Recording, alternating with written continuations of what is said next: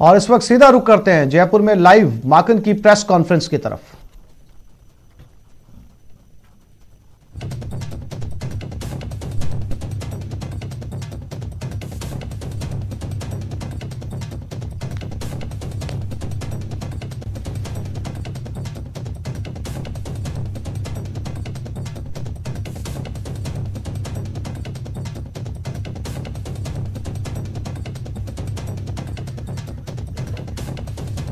तो अजय माकन की इस समय प्रेस कॉन्फ्रेंस को संबोधित कर रहे हैं। तमाम मुद्दों को लेकर यहां बातचीत होगी। एक और बात इसके साथ में आप सब लोगों से कहना चाहता हूं, आप सब लोग अगर इसके पिछले जितने भी चुनाव हुए हैं उनके रिजल्ट्स अगर निकाल करके देखें तो ये 90 निकाय चुनावों में पहली बार कांग्रेस पार्टी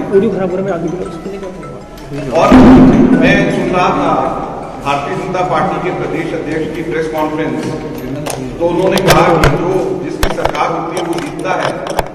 उसके बाद में मैंने इसकी रिसर्च करवाई और मैंने पाया कि ये 90 निकाय चुनाव जो 90 शहर हैं, इन शहरों के अंदर कांग्रेस पार्टी पहली बार भारतीय जनता पार्टी से न केवल वार्ड्स की संख्या में बल्कि वोट के प्रतिशत में और वोट की संख्या में तीनों बार आगे। और 2010-11 के चुनाव के नतीजे इनके वेबसाइट पे हैं। जब हमारी सरकार थी हम लोग उस वक्त भी नहीं इनसे आगे थे, उस वक्त भी भारतीय जनता पार्टी हमारे से तीनों चीजों में आगे थी। तो ये बिल्कुल गलत है कि ये 90 निकाय चुनाव जहां पे 90 शहरों के हुए हैं, जो सरकार होती है वही जीतती है। ऐसा कांग्रेस के समय के ऊपर पहली बार कांग्रेस पार्टी जीती है। इसका मतलब ये है बड़ा साफ कि हमारे कांग्रेस सरकार की लोकप्रियता इन सब जगहों के ऊपर बढ़ रही है और साथ ही साथ में भारतीय जनता पार्टी इन जगहों के ऊपर, और ये शहर ऐसे हैं जहां पे ये नगर निकाय, आप सब लोग जानते हैं कि ये नगर परिषद ज्यादातर जगह के ऊपर है, ज्यादातर नगर पालिकाएं ज्यादा जगह के ऊपर हैं। नगर पालिकाएं 80 के करीब नगर पालिकाएं हैं, 9 नगर परिषद हैं और 1 नगर निगम था। तो नगर पालिका ऐसा क्षेत्र है जो कस्बा है, जो कि शहर और गांव दोनों के बीच का है और वहां से ही जनरल माहौल, जनरल सोच लोगों की पता चलती है। और भारतीय जनता पार्टी के प्रति नाराजगी और कांग्रेस की वापसी का ये संकेत है। और बहुत सारे चुनाव क्षेत्रों जहां पे अभी ये चारों के चारों चुनाव होने हैं, वहां पर कांग्रेस का प्रदर्शन बहुत अच्छा रहा है, उत्साहजनक रहा है। और हम उम्मीद करते हैं, आज जब हम लोगों की मीटिंग भी हुई, वहां पे हमने पर्यवेक्षकों से बात करी, हम लोग जो है न केवल इस चुनाव नतीजे से उत्साहित हैं बल्कि जो फीडबैक सब लोगों ने दिया है, हमें उम्मीद है और हम लोग उत्साहित हैं कि हम आगे इन उपचुनावों में हमारा प्रदर्शन बहुत अच्छा रहेगा। तो टिकट कब तक घोषित हो जाएंगे सर? क्योंकि सबसे बड़ा सवाल टिकटों पे रहता है, क्योंकि जहां जहां पे कमजोर टिकट बढ़ते हैं, चाहे निकाय में हो चाहे इन चुनावों में हो, परफॉर्मेंस कमजोर रहता है। तो कब तक आप? हमारी परफॉर्मेंस तो बहुत अच्छी रही। हमारी परफॉर्मेंस का तो हमने कहा है कि बहुत अच्छी रही है और टिकट्स का भी हम लोग इसके बारे में एक्सरसाइज, जब हम लोगों ने आज प्रभार जिनको दिया है उनसे हमने मीटिंग करी है, तो ये सब चीजों की हम चर्चा हम सबसे कर रहे हैं। इस बारे में इस वक्त कुछ भी हम लोग नहीं कहेंगे। टिकट का बहुत सेंसिटिव मसला होता है और इसका डिसीजन आपको मालूम है कि सेंट्रल इलेक्शन अथॉरिटी कांग्रेस की करती है और वहीं से इसका फैसला। सर, जिला नियुक्तियों के बारे में तो आपने कह दिया कि वो जल्द हो जाएंगी। जो बड़े अपॉइंटमेंट हैं सर, वो भी होंगे, उनको लेकर वो भी जल्दी होंगे, वो भी होंगे। उसकी डेडलाइन अभी कोई तय नहीं हुई। हम लोग चर्चा कर रहे हैं और सब लोगों से चर्चा करके अच्छे कार्यकर्ताओं को, अच्छे लीडर्स को उसमें मौका मिले, यही हमारी कोशिश है और सबसे हम चर्चा कर रहे हैं। हाँ जी,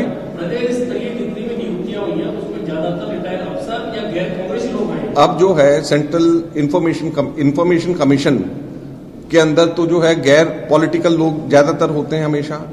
जो भी नियुक्तियां जहां पे गैर सरकारी हुई हैं वहां पर होते ही, जो ग्रीवेंसेस कमीशन है, जो इंफॉर्मेशन कमीशन है, उसमें तो होते ही जो सबके सब वहां पे नॉन पॉलिटिकल लोग होते हैं। अब जो है कोई लोक आयुक्त आगे आने वाले टाइम पे या दूसरे और अपॉइंटमेंट जहां पर कि जुडिशियरी से निकले हुए लोग या ऑफिसर्स से निकले ऑफिसर्स हों जहां से पुराने, तो वही तो नियुक्तियां होंगी।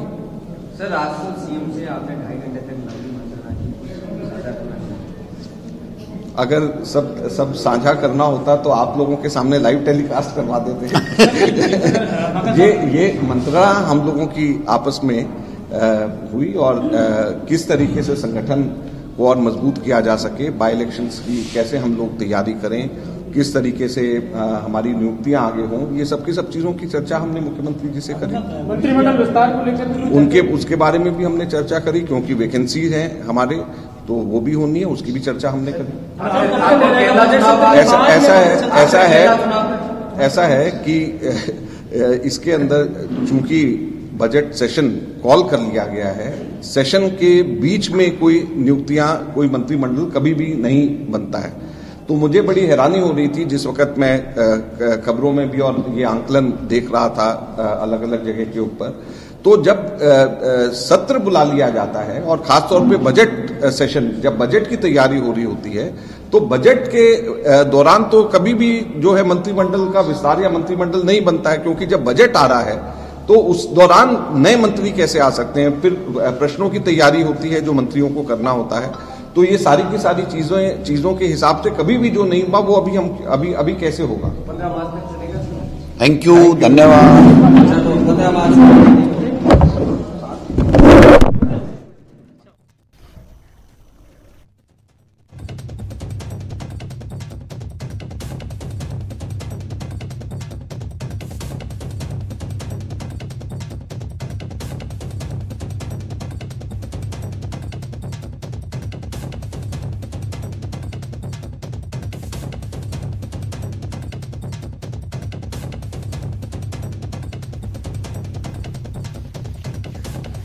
आगे बढ़ते हैं। किसान आंदोलन पर अमेरिकी पॉप स्टार रिहाना समेत कई सेलिब्रिटीज के ट्वीट के बाद एमईए का सख्त जवाब आया है। एमईए ने कहा है कि टिप्पणी करने से पहले तथ्यों का आकलन करें, मुद्दों को समझा जाए फिर ट्वीट किया जाए। सनसनीखेज सोशल मीडिया हैशटैग खासकर जब मशहूर हस्तियों द्वारा किया जाता है न तो सटीक है और न ही जिम्मेदार। भारत की संसद ने पूरी बहस और चर्चा के बाद कृषि क्षेत्र से संबंधित कानून पारित किया है। प्रदर्शनकारियों की भावनाओं का सम्मान करते हुए भारत सरकार ने उनके प्रतिनिधियों के साथ बातचीत का सिलसिला शुरू किया है।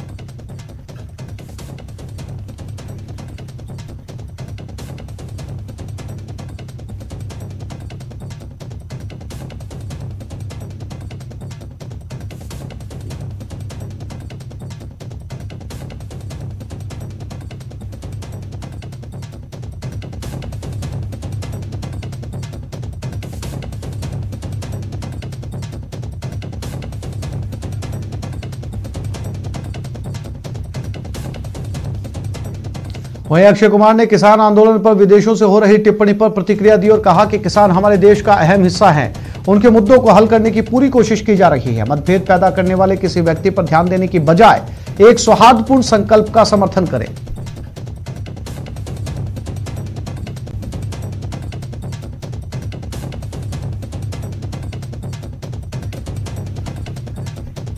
वहीं केंद्रीय मंत्री धर्मेंद्र प्रधान ने किसान आंदोलन पर ट्वीट किया और लिखा है कि निहित समूह किसानों के एक छोटे से हिस्से के विरोध पर अपने भारत विरोध प्रचार को बढ़ा रहे हैं।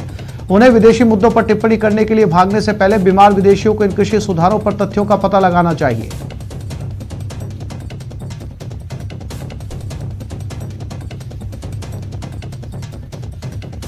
और बीजेपी अध्यक्ष जेपी नड्डा ने किसानों के मुद्दे पर ट्वीट किया। उन्होंने ट्वीट में लिखा कि हम एक साथ खड़े हैं, हम प्रचार और अफवाह के जरिए भारत को बदनाम करने की सभी कोशिशों के खिलाफ संयुक्त खड़े हैं।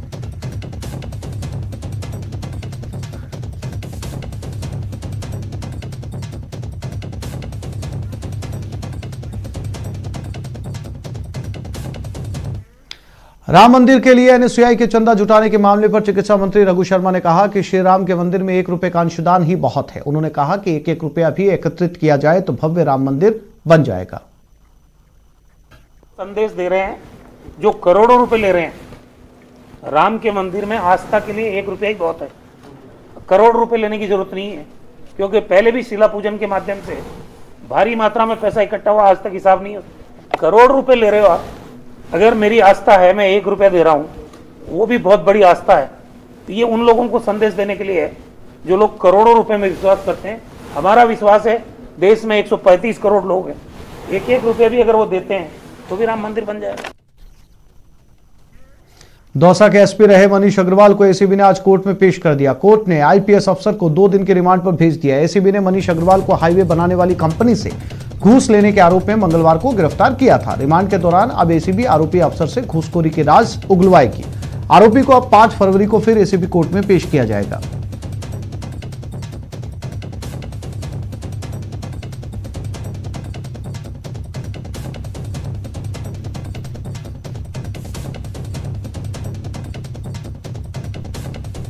ऑलरेडी एक केस रजिस्टर्ड है, उसी केस में इन्वेस्टिगेशन आफ्टर इन्वेस्टिगेशन अरेस्ट किया है। किस तरह के फैक्ट्स अभी जो कोर्ट के सामने रखे गए हैं? तो अभी अनुसंधान जारी है, अनुसंधान का मैटर है। किस तरह की पूछताछ बाकी सर? अभी प्रॉपर इन्वेस्टिगेशन करके उसको 5 तारीख को फिर पेश करेंगे। ठीक।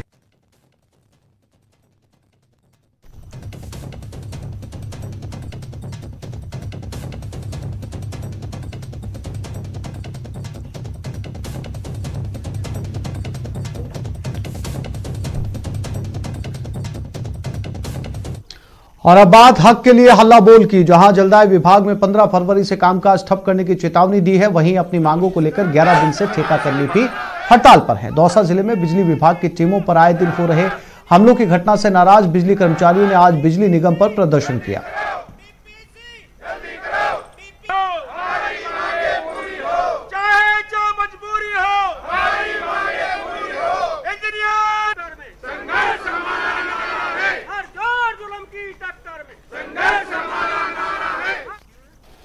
और जयपुर में पीएचडी इंजीनियरों ने चेतावनी दी है। 15 फरवरी से हड़ताल की चेतावनी दी गई है। 15 फरवरी से कामकाज को ठप किया जा सकता है। अनिश्चितकालीन हड़ताल पर जा सकते हैं। लंबित डीपीसी की मांग को लेकर यह प्रदर्शन किया जा रहा है। मार्च 2020 से डीपीसी लंबित है। 200 से ज्यादा इंजीनियर की डीपीसी खूनी है। ये पीएचडी इंजीनियर पट्टी से डाल दी। विजुअल में सीधे वहीं डंप करवा रहा हूं। दौसा में बिजली विभाग की टीमों पर आए दिन हो रहे हमलों की घटना से नाराज बिजली कर्मचारियों ने बिजली निगम पर प्रदर्शन किया और पुलिस के खिलाफ नारेबाजी की। बिजली कर्मियों की मांग है कि पिछले दिनों जिन केस दर्ज किए गए हैं उन मामलों में आरोपियों की जल्द गिरफ्तारी की जाए। बिजली कर्मियों ने अधीक्षण अभियंता को ज्ञापन सौंपकर चेतावनी दी कि अगर जल्द आरोपियों की गिरफ्तारी नहीं की गई तो बिजली कर्मी कार्य का बहिष्कार करेंगे। गिरफ्तार करो, गिरफ्तार करो, गिरफ्तार करो, आवाज दो, आवाज दो, अभी तो लिए लड़ाई है, आगे और लड़ाई है, अभी तो लिए लड़ाई है, आगे और लड़ाई है, कूटा पीटी नहीं चलेगी, नहीं चलेगी, नहीं चलेगी, मारा पीटी नहीं चलेगी, नहीं चलेगी, नहीं चलेगी। 2021 को हमारे साथियों के साथ हुई मारपीट के विरोध में सभी विद्युत कर्मचारियों में भयंकर आक्रोश व्याप्त है। इसके लिए हम श्रीमान अधीक्षण अभियंता के नाम एक ज्ञापन दे चुके हैं, जिसमें हमारी मांग थी कि आरोपियों को अतिशीघ्र गिरफ्तार किया जाए। किंतु पुलिस प्रशासन का जो रवैया है वो हम विद्युत कर्मियों के साथ उचित नहीं है, न्यायोचित नहीं हो पा रहा है हमारे साथ, और इसलिए आज हम श्रीमान अधीक्षण अभियंता के माध्यम से श्रीमान पुलिस अधीक्षक महोदय के नाम एक ज्ञापन दे रहे हैं। कोटा में कला दरगाह के पास बनाए जा रहे बस स्टैंड का मामला अब कोर्ट पहुंच गया है। जिला कलेक्टर नगर विकास न्यास एवं सचिव नगर विकास न्यास के अध्यक्ष के खिलाफ कोर्ट में वादा खिलाफी की गई। कल प्रेमियों की ओर से कोर्ट में वाद दायर कर बस स्टैंड पर रोक की मांग की गई। परिवाद में बताया गया कि कला प्रेमियों के कई कार्यक्रम यहां आयोजित किए जाते हैं। बस स्टैंड के यहां बनने से कलाकारों की एकाग्रता भंग होगी। इस निर्माण को यहां रोका जाना चाहिए। वहीं कोर्ट मामले में सुनवाई 4 फरवरी को होगी।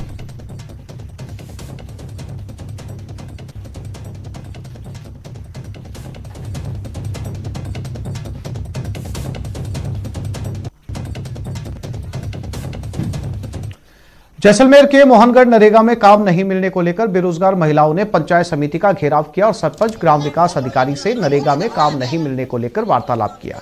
महिलाओं ने कहा कि अगर उनको नरेगा में काम नहीं मिला तो धरना देंगी। गौरतलब है कि मोहनगढ़ पंचायत समिति में ग्रामीण महिलाओं को नरेगा के तहत रोजगार नहीं मिल पा रहा, जिसको लेकर महिलाओं में खासा रोष है। महिलाओं ने सरपंच और ग्राम विकास अधिकारी से जल्द रोजगार दिलवाने की मांग की है।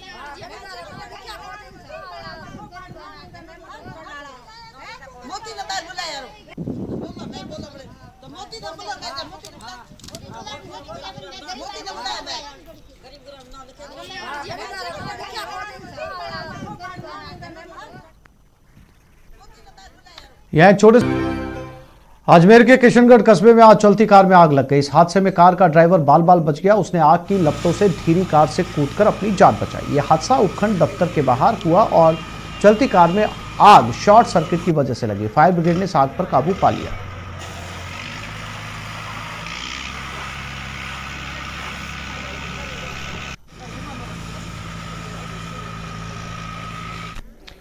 कोटा की सांगोद पंचायत समिति की ग्राम पंचायत मोईकला में महानरेगा कार्य में बड़ा गड़बड़झाला सामने आया। अतिरिक्त विकास अधिकारी रामविलास मीणा ने ग्राम पंचायत मोईकला में महानरेगा कार्यों का आकस्मिक निरीक्षण किया, जहां बड़ी संख्या में श्रमिक मौजूद नहीं मिले।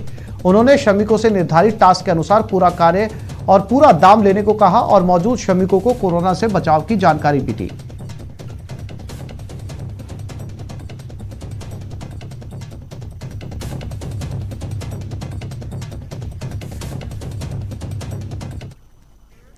जयपुर में सीआईएसएफ का 21वां इंडक्शन डे मनाया गया। इस मौके पर मुख्य सचिव निरंजन आर्य ने सीआईएसएफ के जवानों को संबोधित किया। इस दौरान निरंजन आर्य ने सीआईएसएफ जवानों की जमकर तारीफ की और कहा कि आज का दिन आपके लिए महत्वपूर्ण है। आपके बिना एयरपोर्ट की सुरक्षा मुमकिन नहीं। कितना ही बड़ा आदमी आ जाए, लेकिन हाथ खड़े करवाना उनका अधिकार आपके पास है। साथ ही उन्होंने कहा, मैंने कोई बड़ा झगड़ा या सीआईएसएफ के मिसबिहेव के बारे में आज तक नहीं सुना।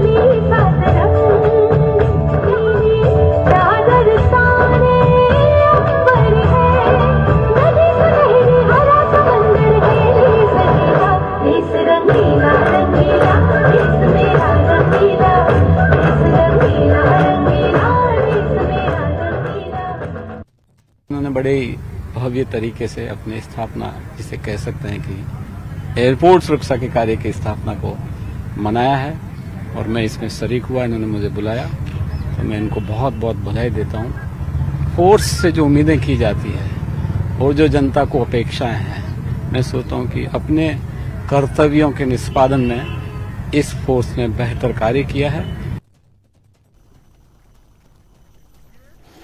भरतपुर के कामा कस्बे में श्रीमद् भागवत कथा सप्ताह का शुभारंभ हुआ। इस कथा का आयोजन तीर्थराज विमल कुंड के मुरली मनोहर कांवड़िया मंदिर में हुआ। इसका आगाज कलश शोभा यात्रा के साथ हुआ। यह कथा 9 फरवरी तक चलेगी और आखिरी दिन पूर्ण आहुति के साथ कथा का समापन होगा। इसके बाद विशाल भंडारे का आयोजन किया जाएगा।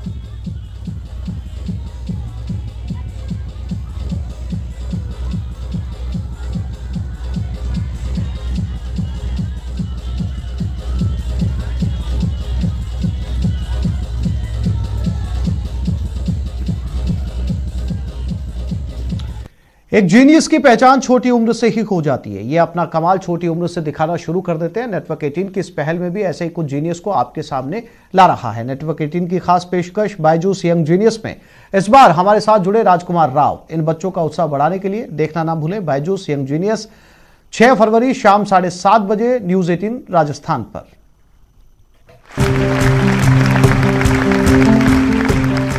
10 साल के जब मैं था, मुझे तो याद भी नहीं। आई थिंक मैं तो क्या गलियों में घूम रहा था, कंचे खेल रहा हूँ।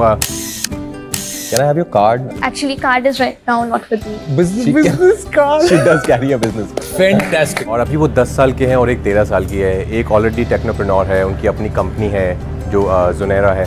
और श्रीनिका है, वो 10 साल की है, वो ओडिसी डांस करती है इतना अच्छा नेशनल लेवल पे। मैंने श्रीनिका को रिक्वेस्ट किया कि मुझे थोड़ा डांस सिखाएं, क्योंकि मुझे डांस बेहद पसंद है।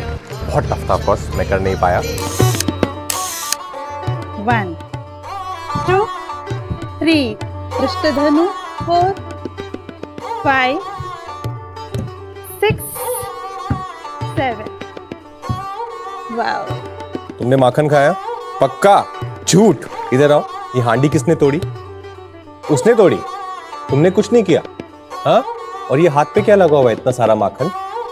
उसने लगाया।